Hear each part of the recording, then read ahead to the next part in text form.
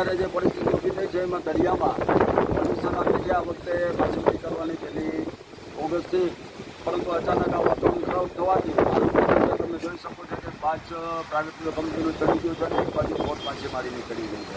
આ પરિસ્થિતિમાં બંદરની અંદર જગ્યા ન હોવાના કારણે પરમિશન ન હોય રોકે છતાં પણ અંદરથી બહાર નીકળવી પડે તો પોરબંદર સમાવેશ થઈ શકે.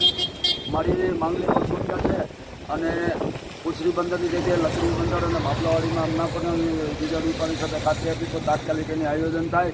નહીંતર શું છે માછીમારીને દિવસેને દિવસે અમારે માછીમારીને આગળ કરતા લીધે એમાં આ નુકસાન થશે. હજી પણ લંગર ઉપર ઘણી લોકો છે અને એ લોકો પણ નુકસાન ન થાય ભગવાનને પ્રાર્થના કરે જન્માષ્ટમી છે એટલે.